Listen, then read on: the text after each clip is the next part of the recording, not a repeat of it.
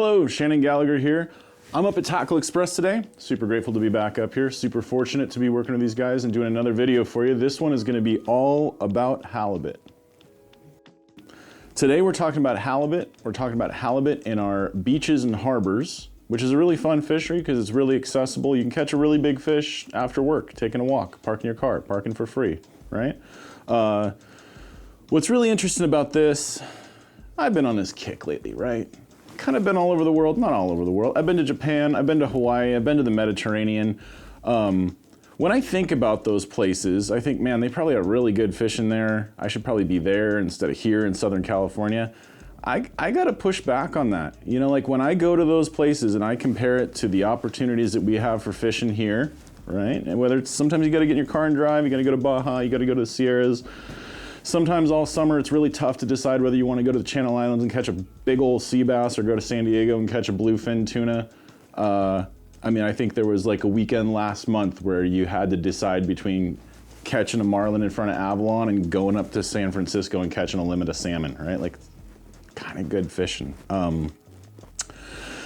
That said, one of the things that anglers that I talk to from around the world are most impressed with about our fishery is the size of our halibut, right? And really our California halibut's more of a flounder, Pacific halibut's more of a true halibut. But when I show people pictures of California halibut from right in our backyard, the first question is always, how many centimeters is that? And I gotta pull my phone out to do the math, but we have some of the biggest flounder in the world right here, and we get to catch them. You can catch them in the beach, the harbor, you can catch them on a sport boat.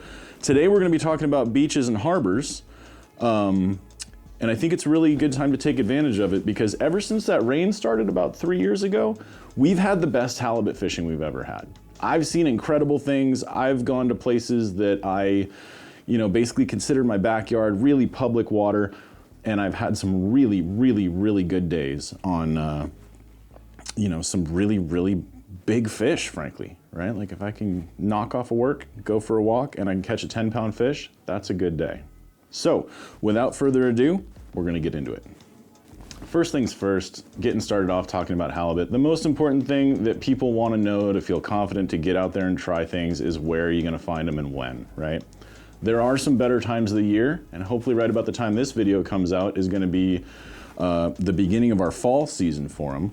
Because we notice they really come close to shore in that kind of less than 15 feet of water zone in spring and in fall. There's also two kind of distinct populations of them. There are larger fish that tend to spend more of their time in deeper water, 80 to 200 feet of water, and they are bigger. Occasionally you'll catch a small fish out there. You'll also occasionally catch a 30-pounder in the harbor, right? But generally, our harbor fish are 17 to 33 inches, right? I think once they get bigger than that, they gotta go find a place that's a little bit more productive in terms of food, so. Looking at what we're doing in the bays and the harbors to be able to catch those fish, first we gotta find them, right?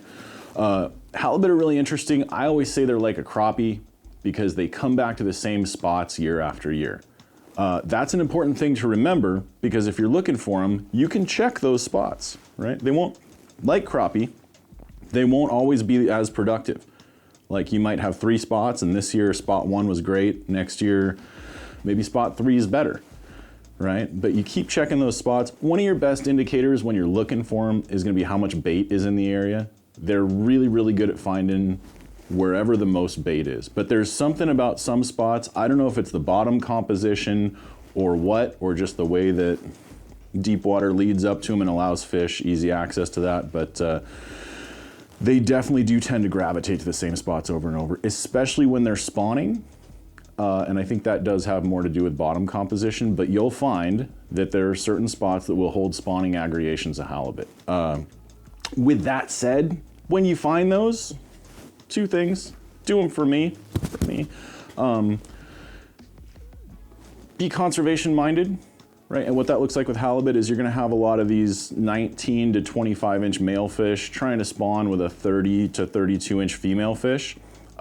When you're deciding which fish to keep, it's probably best to keep those like 23 to 25 inch male fish, just because there's gonna be a bunch of them around that one female. If you keep the one female, you kind of ruin the whole nest chance to spawn. The other thing that I want you to do, tell no one. Don't tell anyone where it is. Don't tell them where that halibut nest is. You keep that a secret and you enjoy it for the rest of your life, right? So that's an important thing. The other thing to remember about halibut is they've got to get there, right? Like, how do these fish that kind of live in the sandy spots on outside reefs get into this kind of 9 to 15 foot of water zone in a harbor or bay or a beach? They have pretty well established paths they travel, which is why when the inshore gill net ban went into effect in 1994, it was really important because you could put a gill net on a channel ledge or a harbor mouth, or, I mean, they restrict it for vessel traffic and harbor mouths, but you get the idea. You can put a gill net where you know they're going to swim through, and you absolutely mop those things before they get to where they need to actually perform that part of their life cycle. So sometimes you have to be looking for like a quote unquote halibut nest, always be looking for bait, and sometimes you kind of want to be thinking like a gill netter, right? Like, if this fish was moving from spot A to spot B, where would it be? And along that path, see if you can encounter it. That's why some people report that halibut are very depth sensitive. When they're making drifts and they catch a halibut in, say, 14 feet of water, they'll try and find similar habitat in a similar depth, right? 14, 13, 15 feet of water. Sometimes it's really specific, even out in deeper water. But today we're talking about bays and beaches, so we're staying shallow. Beaches are the same way. You can look at a big beach. I live in Long Beach, so I fish Wanapero, Cherry Beach a lot. The whole beach looks the same. There are definitely a few spots that are more productive. And what does it have to do with? Congregations of bait, presence of eelgrass, changes in depth, and the way that deeper water leads up to that flat beach. So not all spots are created equally, even if they look like it. You want to be working with a plan about where you want to go, but you also want to be open-minded about where you wind up. And I guarantee you'll catch more halibut that way because they move a lot, right? Despite their lazy reputation, which we're also going to discuss because I don't buy into that, and their kind of habit of laying on the bottom, they're fish that move a lot. So